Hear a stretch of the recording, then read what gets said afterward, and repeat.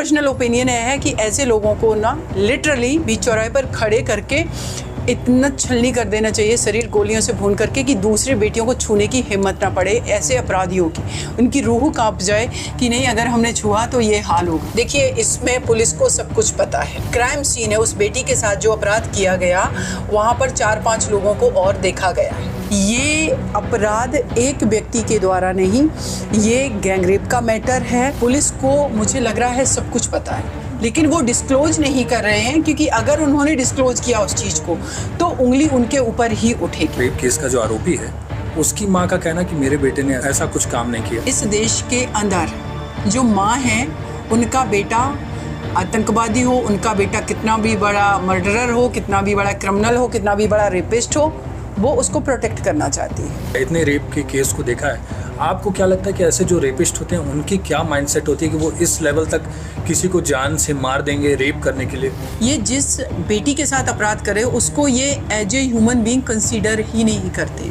चाहे वो निर्भया केस की बात करें, जिस तरीके से उनके साथ क्रूअलिटी की गई, तो वो एक एनिमल वाली जो है, जानवर वाली जो मानसिकता है, वो मानसिकता उनके दिमाग में रहती है।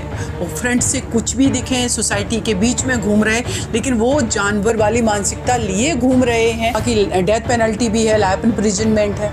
एक केस में जब एक अपराधी को पकड़ा जाता है, वो उस केस का ट्रायल जो है 5 साल 10 साल चल रहा है, तो वो अपराधी तब तक छूट करके बाहर आ जाता है, बेल पर आ जाता है। बेल पर आकर के वो क्राइम कर रहा है अगेन। नहीं है सरकार का डर, सरकार उनका कुछ नहीं बिगाड़ सकती है। एक्शन नहीं, फीमेल को रिएक्ट करना चाहिए इमीडिएटली। कोलकाता में ट्रेनी इंटर्न डॉक्टर की रेप केस के बाद पूरे देश भर में डॉक्टरों का प्रदर्शन जारी है। हर कोई न्याय की मांग कर रहा है। आज हमारे साथ सीमा समृद्धि हैं, निर्भया को न्याय दिलाने वाली वकील। अब आइए उनसे जानते हैं कि ये पूरा केस क्या है और क्या जो आरोपी है उसको फांसी की सज़ा दी जा पाएगी। देखिए, जो आपने बताया कि क्या जो आरोपी है उसको फांसी की सज़ा दी जा सकती है इस केस में, मैंने वेस्ट बंगाल की जो चीफ मिनिस्टर हैं ममता बनर्जी जी, उनका स्टेटमेंट सुना। उनका ये कहना था कि इस केस में हम डेथ पेनल्टी दिलवाएंगे। लेकिन उनसे मेरा एक पहला सवाल है कि पहले आप इन्वेस्टिगेशन तो सही करवा लीजिए, क्योंकि जिस तरीके से पोस्टमार्टम रिपोर्ट में जो क्रूअलिटी की गई है उस बेटी के साथ, वो इंडिकेट कर रही है कि ये अपराध एक व्यक्ति के द्वारा नहीं, ये गैंगरेप का मैटर है। ये एक लोग इसमें इन्वॉल्व हैं, और वो लोग कहाँ हैं?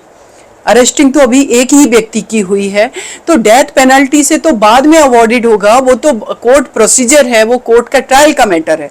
इन्वेस्टिगेशन अगर सही से नहीं हो पाएगी, फेयर नहीं हो पाएगी, तो फिर कैसे पॉसिबल है कि डेथ पेनल्टी तो दूर की बात, आप उसका कन्विक्शन भी करा पाएंगे।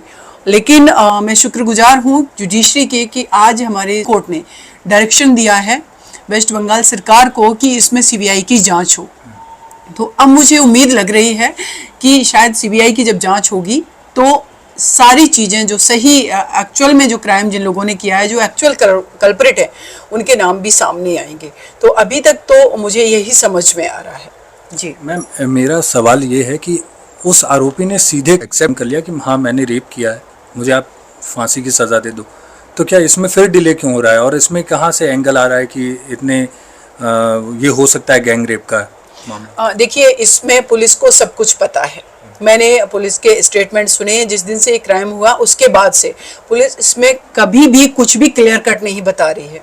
वो नहीं बता रही है। इवन कि अभी पता चला है कुछ टाइम पहले कि इसमें जो सीसीटीवी फुटेज अदर लिए गए, अदर जो सेमिनार हॉल में कैमराज लगे हुए थे जहाँ पर ये क्राइम सीन है, उस बेटी के साथ जो अपराध किया गया, वहाँ पर 4-5 लोगों को और देखा गया है। तो पुलिस अभी तक कहाँ थी? अदरवाइज क्या होता है कि कुछ ऐसे कभी मैटर हो जाते हैं, पॉलिटिकल अगर मैटर होते हैं जो बेटियों के अगेंस्ट क्राइम वाले नहीं है, उसमें तो एक से ज्यादा आप तमाम लोगों को जो सस्पेक्टेड होते हैं उनको आप उठा लेते हैं। क्या इस बेटी के जीवन की, उसके लाइफ की इतनी कीमत नहीं है, उसकी डिग्निटी की, कि एक बेटी के साथ इतना हीनियस क्राइम हो गया और आप अभी उन सस्पेक्टेड को, जिनका 5-6 दिन हो गया, उसके बावजूद भी उन सस्पेक्टेड लोगों को भी नहीं आपने सीसीटीवी कैमराज देख करके उठाया? तो ये तो एक बहुत बड़ा क्वेश्चन मार्क है वेस्ट बंगाल पुलिस पर तो अभी जब इन्वेस्टिगेशन का डायरेक्शन है सीबीआई का, तो उम्मीद है कि सही इन्वेस्टिगेशन होगा। दूसरी एक और चीज मैंने नोटिस करा कि निर्भया के साथ जब अपराध हुआ था, देश की राजधानी दिल्ली में, वो 16 दिसंबर 2012 की बात है, और जैसे ही पता चला दूसरा दिन, तो पूरा देश एकदम से उबल गया कि नहीं, इस बेटी के जस्टिस के लिए फाइट करेंगे। पार्लियामेंट से लेकर के राष्ट्रपति भवन तक, इवन की भारत के हर कोने कोने में प्रोटेस्ट हो रहे थे। हर जाति धर्म वर्ग का, हर प्रोफेशन का व्यक्ति प्रोटेस्ट कर रहा था। आज यहाँ हम देख रहे हैं कि एक डॉक्टर बेटी थी, तो आम पीपल क्यों नहीं है, सिर्फ डॉक्टर्स ही क्यों प्रोटेस्ट कर रहे हैं? और वर्क प्लेस पर ये क्राइम हुआ है, जिनको हम बेटियों की सुरक्षा में लगा रहे हैं। उस रेजिडेंट जो डॉक्टर थी, वो आप सोचिए कि वहाँ पर जो व्यक्ति है जिसको अक्यूज को पकड़ा गया है, अरेस्ट किया गया है, वो एक सिविक पुलिस है वहाँ पर, जो मेन पुलिस को कोऑपरेट करती है, उसके संरक्षण के लिए रखा गया, बेटियों की सेफ्टी सिक्योरिटी के लिए। वो व्यक्ति ही क्राइम कर रहा है। तो ये आप समझिए कि जिनके संरक्षण के लिए हम जिनको दे रहे हैं कि वो उनको सेफ और सिक्योर करेंगे, वही लोग क्राइम करेंगे। तो ये मैटर तो और भी, ये तो पुलिस पे भी सवाल उठता है ना कि आप ऐसे आदमी को वहाँ पे ऐसी अथॉरिटी दे रहे हैं कि आप खुलेआम घूमो, और ऐसी मानसिकता वाले आदमी को। और मुझे जैसे पता चला है कि पुलिस का बिल्कुल, ये पुलिस की नेग्लिजेंसी है, ये वहाँ के एडमिनिस्ट्रेशन की और वहाँ की गवर्नमेंट की ये नेग्लिजेंसी है कि अगर गवर्नमेंट की नेग्लिजेंसी नहीं होती तो डेफिनेटली कि एक ऐसे व्यक्ति को, जो अभी तक के इस केस के फैक्ट हैं, उसके आधार पर यही कहा जा सकता है कि आपने एक ऐसे व्यक्ति को अपॉइंट कर दिया वहां पर, जो कि ऑलरेडी, जैसे मुझे पता चला है कि उसका जो बैकग्राउंड अगर देखा जाए कि वो क्रिमिनल माइंडसेट का ही व्यक्ति है। उसने कई शादियां करी और उन फीमेल के साथ भी उसने गलत तरीके से व्यवहार किया और उनको फिर छोड़ा। ये सारी चीजें, तो आप कोई रिकॉर्ड ही चेक नहीं कर रहे हैं। तो बिना रिकॉर्ड चेक किए कि जिसको हम सेफ्टी सिक्योरिटी के लिए लगा रहे हैं, वो व्यक्ति का कंडक्ट क्या है, तो ये किसकी रिस्पॉन्सिबिलिटी है? तो इसमें तो मुझे लगता है कि ये जिस एरिया में, जिस थाने के अंतर्गत आता है, वहाँ पर तो सस्पेंड किया जाना चाहिए था। और इसके लिए जो डॉक्टर्स वहाँ प्रोटेस्ट करे कि सबसे पहले तो माफ़ी मांगे इस चीज़ के लिए कि आपकी नेग्लिजेंसी की वजह से एक बेटी के साथ इतना हीनियस क्राइम हो गया, क्योंकि आपने एक गलत व्यक्ति को अपॉइंट किया, पहली बात। दूसरी कि जिस तरीके से पोस्टमार्टम रिपोर्ट में इंजरीज हैं, उससे ये लगता है कि ये गैंगरेप का मैटर है। तो जब ये गैंगरेप का मैटर है, तो अभी तक पुलिस कर क्या रही है? अदर एक्यूज्ड जो हैं उनको क्यों नहीं अरेस्ट किया है? तो ये भी एक बहुत बड़ा सवाल है। तीसरा इंपॉर्टेंट चीज इसमें जो आ रही है कि वहाँ की पुलिस को, मुझे लग रहा है, सब कुछ पता है, लेकिन वो डिस्क्लोज नहीं कर रहे हैं, क्योंकि अगर उन्होंने डिस्क्लोज किया उस चीज को तो उंगली उनके ऊपर ही उठेगी।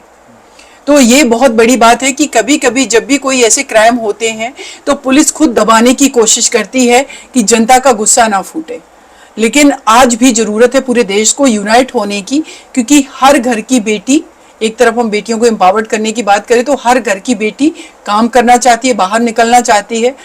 उसको हमें सिर्फ एम्पावर्ड फिनेंशियली नहीं करना है, उसकी जान को भी बचाना है, उसको ऐसे अपराधियों से भी बचाना है जो इतना हीनियस क्राइम कर रहे हैं।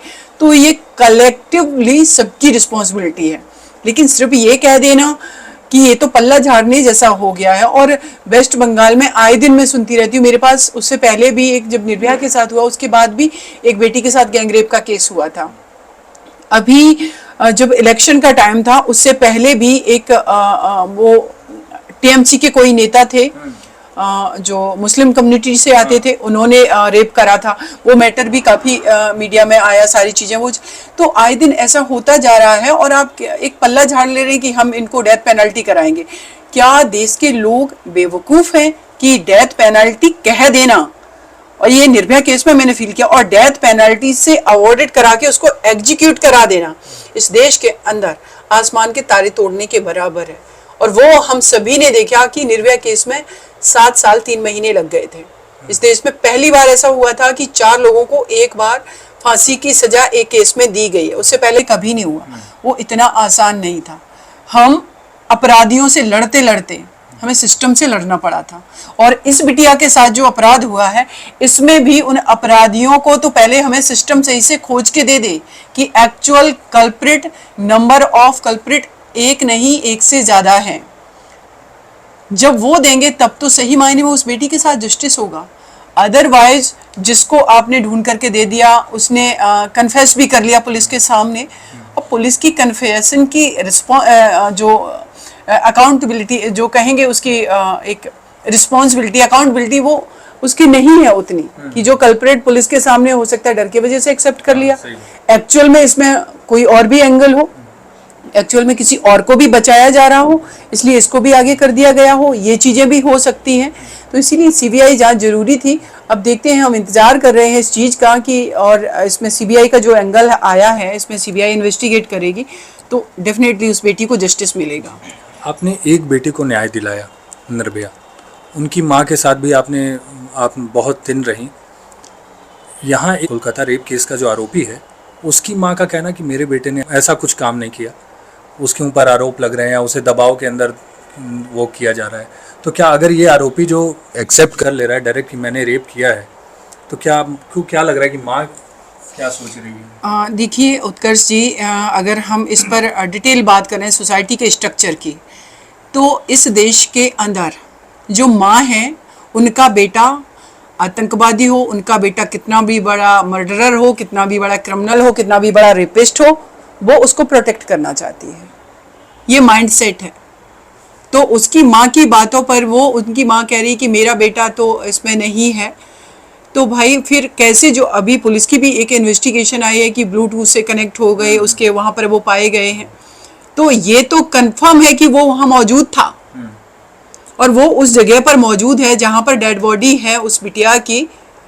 तो इसको हम बाहर तो नहीं कर सकते, माँ की बात पे नहीं जा सकते। अब दूसरा अगर एंगल की बात करें कि जो ये लड़ाई है बेटियों को सेफ्टी, उनकी सिक्योरिटी की लड़ाई है, ये घर के अंदर भी माओ को भी लड़नी पड़ेगी। अगर उनके बेटे कल्प्रेट हैं तो उन माओ को आगे आकर के अपने बेटों को ना पुलिस को देना पड़ेगा कि ये एक देश की बेटी के स्वाभिमान, सम्मान, उसके जीवन की, उसके सेफ्टी सिक्योरिटी की लड़ाई है। तो ऐसे अपराधी कहीं पर भी हों, किसी के घर में भी हों, उनको फ्रंट पर जिस दिन कर दिया माओ ने, बहनों ने, तो मुझे लगता है कि आधी लड़ाई तो हम ऐसे ही जीत जाएंगे, लेकिन उनको प्रोटेक्ट करने आ जाते हैं। और मैंने बहुत सारे केसेस में ये नोटिस किया है, चाहे पॉलिटिकल मैटर हो, एक दो हुए। अगर हम बात करें उत्तर प्रदेश में एक सेंगर जो थे, उनका केस था, उसमें उनकी वाइफ आकर के प्रेस कॉन्फ्रेंस कर रही, मेरे पति ने ये नहीं किया। अब इसके पीछे कारण ये भी, अगर और हम बैकग्राउंड में जाएंगे, कि उस घर को मेंटेन करने वाला बेटा है। अब वो बेटा क्रिमिनल है, पति क्रिमिनल है, उससे हमें लेना देना ही नहीं है। वो एक हमारी कॉमन जो लड़ाई है इस जेंडर को उसके प्रति सेंसिटिव बनाने की, उसको प्रोटेक्ट करने की, वो उनके लिए गॉड है, उससे कोई मतलब नहीं है। उनको मतलब है कि अगर ये व्यक्ति जेल चला गया, चाहे वो कितना भी बड़ा अपराधी है, तो मेरा क्या होगा। तो एक तरफ उनको भी हमें इतना एम्पावर्ड और इतना हमें लॉजिकल बनाना है कि वो दूसरे घर की बेटी के सेफ्टी सिक्योरिटी के बारे में सोच पाए, ना कि अपने घर के बेटे को प्रोटेक्ट करने के बारे में। तो ये चीज़ें भी ज़रूरी हैं और ग्रास रूट लेवल पे काम करने की ज़रूरत है। मैं एक चीज़ पढ़ रहा था, पोस्टमार्टम रिपोर्ट आपने भी पढ़ा होगा, मैंने भी पढ़ा, जो चीज़ें उसमें मेंशन की गई कि आँखों से खून निकल रहा है, मुंह से, प्राइवेट पार्ट से, गले की जो हड्डी है एडम्स एप्पल और ये सब टूट चुकी हैं। तो ये मैं एक वो, आपने इतने केस को देखा है, इतने रेप के केस को देखा है, आपको क्या लगता है कि ऐसे जो रेपिस्ट होते हैं उनकी क्या माइंडसेट होती है कि वो इस लेवल तक किसी को जान से मार देंगे रेप करने के लिए? देखिए, एक चीज़ तो ये है कि इसमें मैं जनरली मैंने देखा है, ये बेटर आपको जो डॉक्टर्स हैं जो इस सारे फील्ड के, वो बेटर बता पाएंगे कि मानसिकता क्या होती है। लेकिन मैंने एक चीज़ देखी है कि जिस भी ये अपराधी हैं, ये जिस बेटी के साथ अपराध करे उसको ये as a human being consider ही नहीं करते। चाहे वो निर्भया केस की बात करें, जिस तरीके से उनके साथ क्रूअलिटी की गई, तो वो एक एनिमल वाली जो है, जानवर वाली जो मानसिकता है, वो मानसिकता उनके दिमाग में रहती है।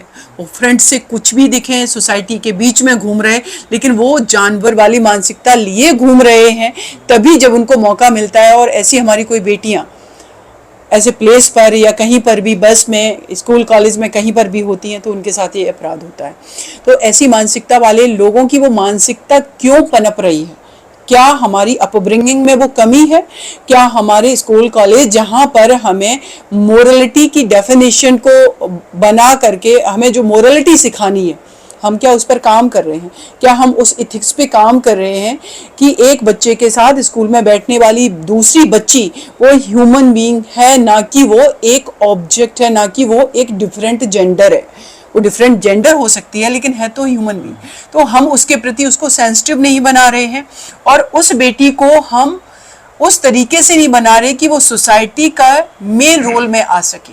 उसको हम अपब्रिंगिंग में एक को गुड़िया दे रहे हैं, दूसरे को वेपन दे रहे हैं।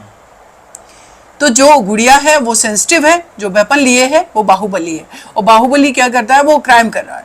तो ये बहुत सारे एंगल पे मुझे लगता है ग्रास रूट लेवल पे काम करने की ज़रूरत है। और सबसे बड़ी बात है कि हमने अभी इस केस की बात करें या निर्भया केस की भी बात करें, जितने भी केसेस मेरे पास मैं हैंडल कर रही हूँ, एक केस का एग्जाम्पल दूंगी।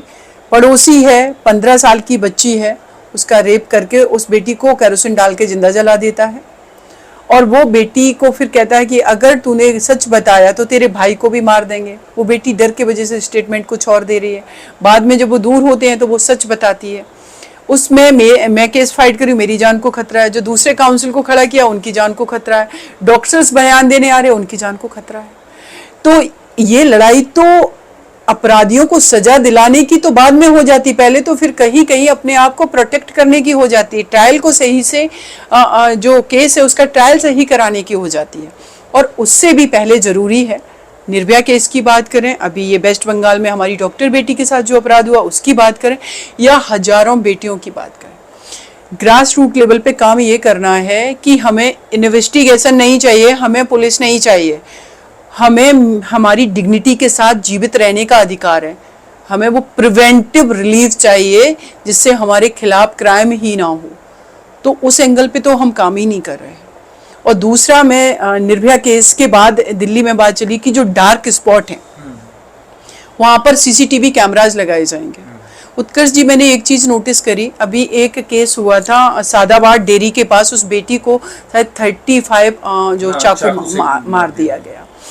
अब उसमें देखा कि वो सीसीटीवी जो फुटेज है उसमें वो दिख रहा है। एक छागला केस हुआ, उसमें वो कार में वो बेटी को वो लेते घर, वो भी सीसीटीवी कैमराज में। हम सीसीटीवी कैमराज का इस्तेमाल किस लिए कर रहे हैं? सिर्फ इसलिए कर रहे हैं कि उसमें रिकॉर्डिंग आ जाए, बाद में वो इन्वेस्टिगेशन में हमें हेल्प करेगी, ना कि जो सीसीटीवी कैमराज का ऑपरेटर है वो ये प्रिवेंटिव मेजर्स का काम करे वहां बैठ करके कि इमीडिएटली उसको कैमरा को ऑपरेट करे उस सिस्टम को, और वो इमीडिएटली पुलिस को इन्फॉर्म करे कि वहां पर ऐसा क्राइम हो रहा है और ये हमारे कैमरा में ये फुटेज है, अब जाकर के उसको प्रोटेक्ट करें। तो हम तो अभी बात कर रहे हैं लॉ एंड ऑर्डर ठीक करने की बात नहीं है, प्रिवेंटिव मेजर्स पर हमें काम ही नहीं कर रहे हैं। हम काम कर रहे हैं इस चीज पर कि चलो अपराध हो गया है, अब इसको फांसी की सजा दिलानी है। अपराध की बात का इस निर्भया केस में 4 लोगों को फांसी की सजा हुई।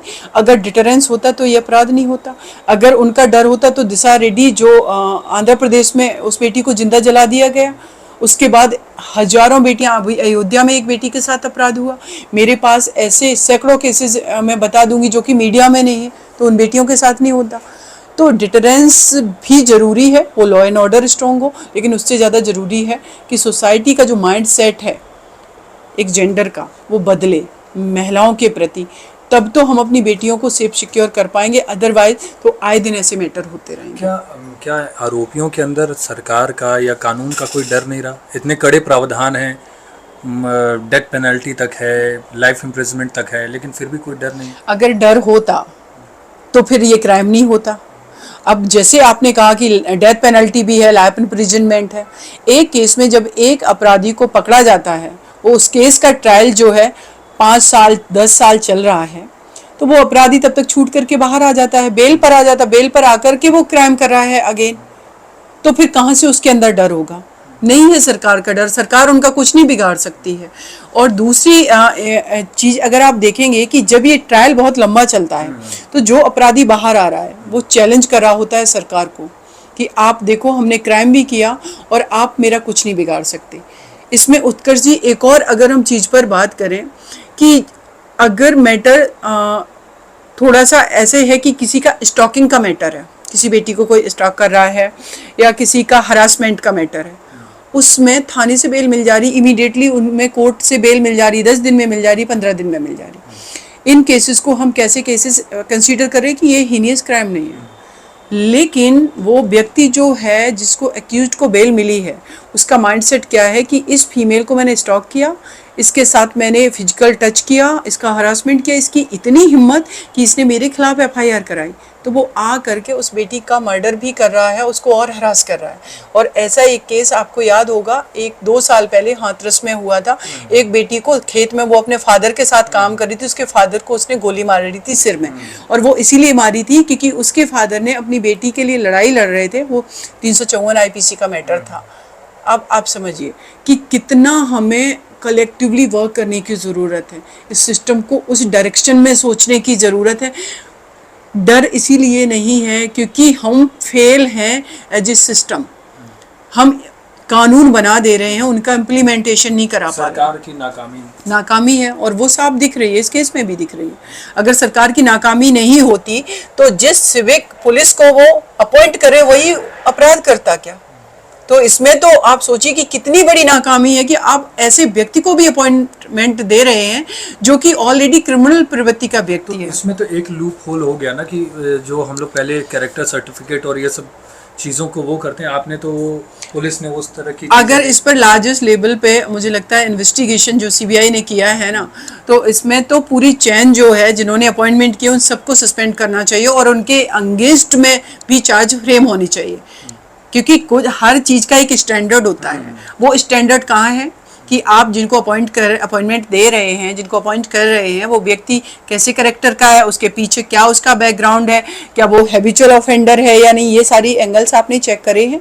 अगर नहीं करे हैं तो इस बेटी के डेथ के लिए तो फिर सिस्टम ही जिम्मेदार हो गया ना।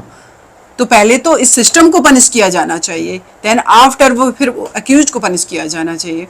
लेकिन उत्कर्षी वही बात है कि निर्भया केस में 7 साल लगा, लोग तो होप भी खो चुके थे कि होगी भी कि नहीं होगी, उसमें नाबालिग, लेकिन इस परिवार की जो बेटी है उसकी माँ, उसके परिवार को मैं ये कहना चाहूँगी कि आप लोगों को डटे रहने की ज़रूरत है। और आपके चैनल के माध्यम से मैं ये कहना चाहूँगी, मैं जल्दी उस परिवार से कांटेक्ट करूँगी। मेरी जो लीगल हेल्प की उनको ज़रूरत है, डेफिनेटली मेरी वहाँ पर जो टीम है वेस्ट बंगाल में, अगर मुझे ज़रूरत पड़ेगी मैं जाऊँगी, मैं हेल्प करूँगी। इस देश में कोई भी बेटी कभी निर्भया ना बने, इसीलिए ऐसे अपराधियों को fast track punishment, time bound punishment देने की बहुत ज़रूरत है। और वो पनिशमेंट भी जो एक्चुअल कल्प्रिट हैं उन सबको देने की ज़रूरत है, न कि एक आ गया फ्रंट पर और उसी को हम आगे करके बाकी जो एक्चुअल कल्प्रिट हैं उनको छोड़ दें। तो वो एक बहुत बड़ा प्रश्न चिन्ह खड़ा करेगा कि ये सिस्टम अपनी बेटियों को सेफ्टी सिक्योर करने में तो फेलियर है ही, लेकिन उसके अलावा उनको जस्टिस को भी नहीं वो प्रिवेल करवा पा रहा है। तो ये बहुत बड़ा क्वेश्चन है। आखिरी 2 सवाल एक छोटे कि आपको क्या लगता है कि ये जो वर्क प्लेस पे जो चीज़ें हो रही हैं, वर्क प्लेस पे हरासमेंट हो रहा है, जो ये कोलकाता वाला केस भी है वो भी वर्क प्लेस पे ही हुआ, और कॉर्पोरेट ऑफिसों और इन सब में भी चीज़ें होती हैं, सीनियर्स करते हैं, चीज़ें होती हैं, तो इन चीज़ों को कैसे महिलाएं रोक सकती हैं? महिलाओं को क्या एक्शन लेना चाहिए?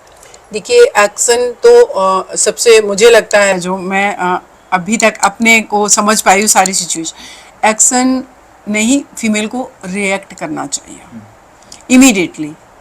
और वो रिएक्ट, जितना भी परिवार, जिस परिवार से वो बिलोंग कर रही हैं, वो इस चीज़ के लिए प्रिपेयर होना चाहिए उनको कि अगर हमने अपनी घर की बेटी को बाहर निकाला है तो उसके साथ अगर कोई अपराध होगा तो उसको रिएक्ट करने का हमें अधिकार देना है, न कि उसको ये बोलना है कि नहीं बेटा अगर ऐसा हो रहा है तो छोड़ देना चाहिए।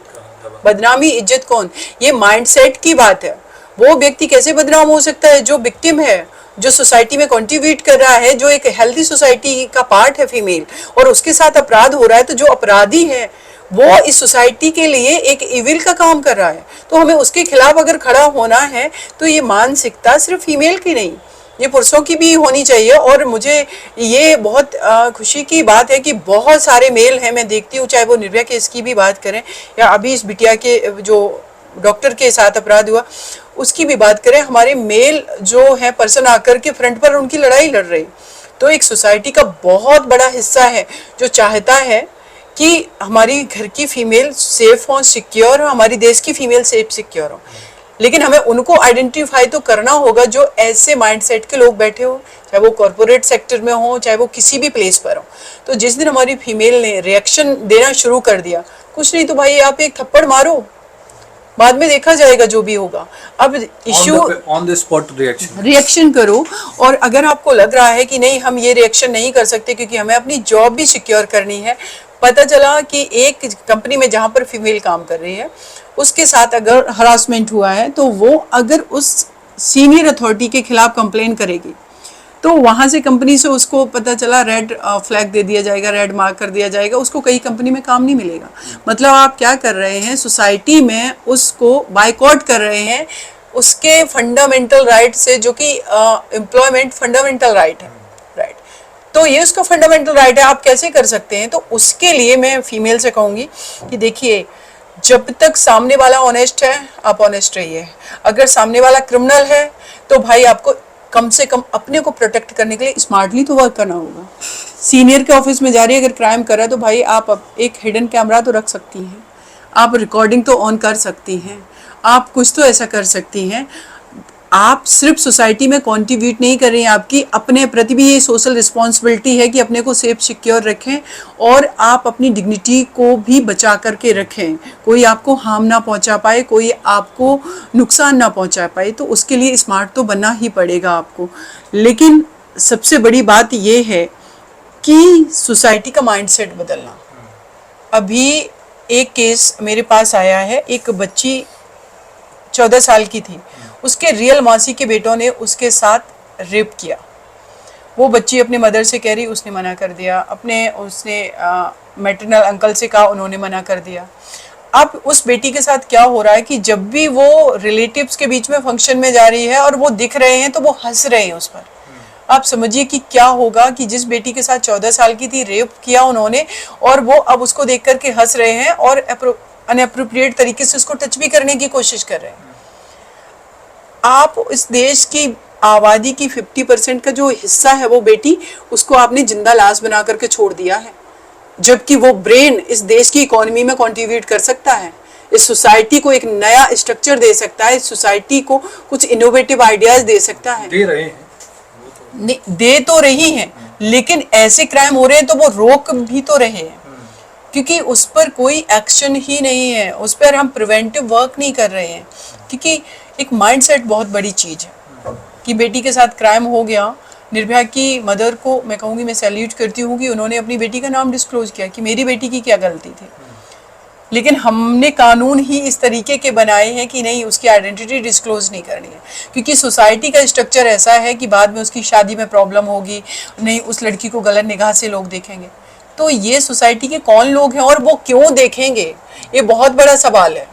क्यों देखेंगे? वो इसलिए देखेंगे क्योंकि हमने एज ए सिटीजन हमने उनको अलाउ कर रखा है कि ये बेटी के साथ एक क्राइम हुआ तो ये विक्टिम है। वो विक्टिम नहीं है, वो विक्टिम के साथ साथ वो सर्वाइवर है, और वो सर्वाइव करके अपनी लड़ाई लड़ रही है। उसको तो हमें अप्रिशिएट करना चाहिए कि ये एक एक्यूज की वजह से, एक आपराधिक मानसिकता वाले व्यक्ति की वजह से उसको हमें पनिश कराना है और तुम्हें हमें प्रमोट करना है। जिस दिन ये माइंड सेट आ गया तो हमारी बेटियां इस डर के वजह से जो उनके साथ क्राइम हो रहा है वो छुपाना बंद करेंगी और वो वोकल होंगी। फर्स्ट स्टेज पर ही अगर हम फैमिली में जिन बच्चों के साथ अब्यूज हो रहा है वो बोल पाएंगे, वो बात कर पाएंगे। अगर स्कूल कॉलेज में हो रहा है तो वो बोल पाएंगे, तो जो हीनियस क्राइम होने से हम रोक पाएंगे। तो इन सब पर वर्क करने की उत्कर्ष बहुत ज़रूरत है। छोटा सवाल कि आप एक महिला हैं, महिला के तौर पे आपको क्या लगता है कि इन आरोपियों की तरफ क्या कठोर से कठोर सज़ा इनको मिलनी चाहिए? एक फांसी तो हो गई कि उसके बाद तो आपको आप सज़ा नहीं दे सकते, लेकिन ऐसे सरकार को ऐसे क्या नियम बना दे जिनसे इनकी रूह कांप जाए और ये ऐसे अपराध करने से डरें? देखिए, उनकी रूह तब कांपेगी जब ये मैटर फास्ट ट्रैक होंगे। डेथ पेनल्टी, मरने से सबको डर लगता है, ये भी रियलिटी है, लेकिन वो उनको पता ही नहीं है कि ये सिस्टम ऐसा है कि 7 साल बाद, 8 साल बाद, 10 साल बाद, तो वो कॉन्फिडेंस में है। उतना तो हमने उनको जीवन दे दिया, उस बेटी को हम क्या दे रहे हैं जिसके साथ अपराध हुआ? तो ये फास्ट ट्रैक होना बहुत ज़रूरी है। अगर फास्ट ट्रैक नहीं होगा तो वो उनके अंदर वो डिटरेंस तो तब आएगा कि इस व्यक्ति के अंदर अभी कितना दिन हुआ है, डेज हुए हैं और हफ्ता भर हो गया, क्या हम 1 महीने में 2 महीने में जब उस व्यक्ति को पता होगा, जब उन अपराधियों को कि इन्वेस्टिगेशन सही डायरेक्शन में हो गया, हमें 2 महीने में भी फांसी हो सकती।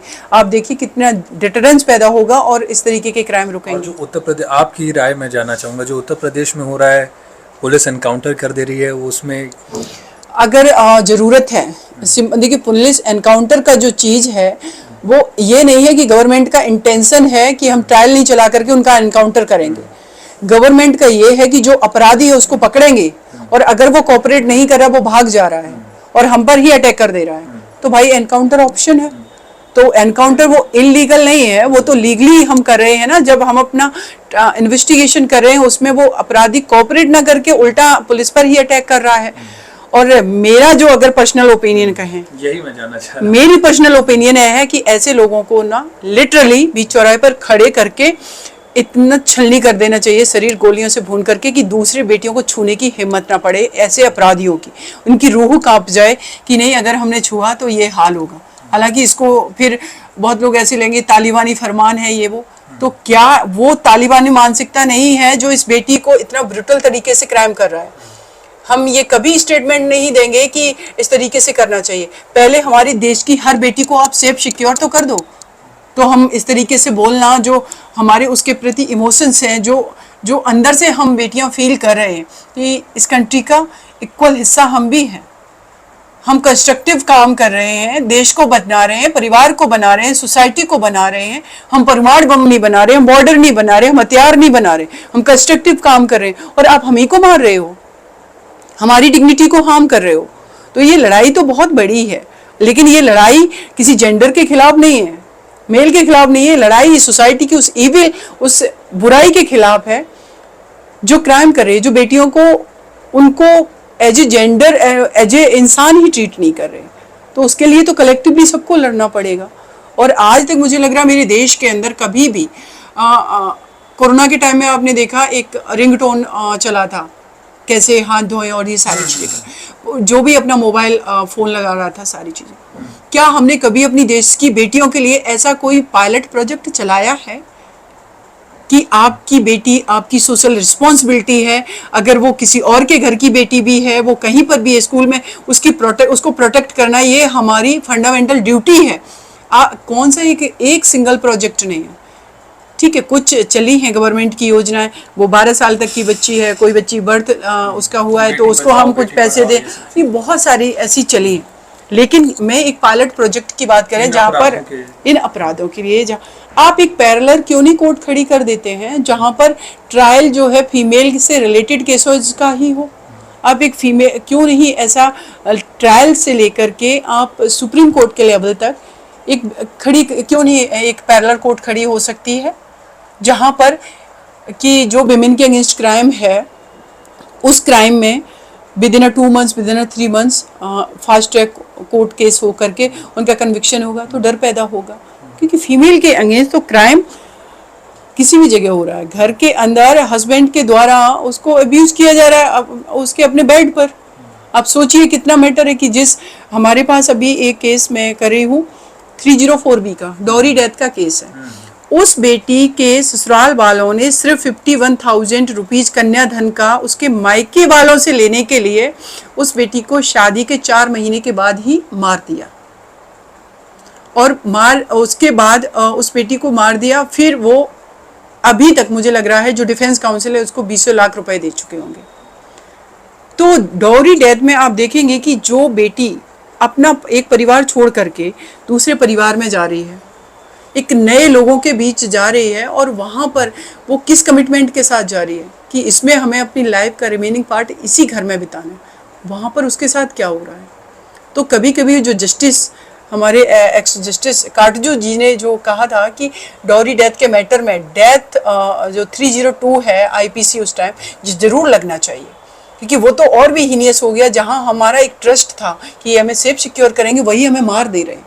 बाहर तो हम घर की 4 दीवारी के बाहर अपने आप को प्रोटेक्ट कर लेंगे, लेकिन 4 दीवारी में जो हमें सोशल और मेंटल फिजिकल सिक्योरिटी देने का वादा करके हमें लेकर के आए, वही हमें मार रहे हैं।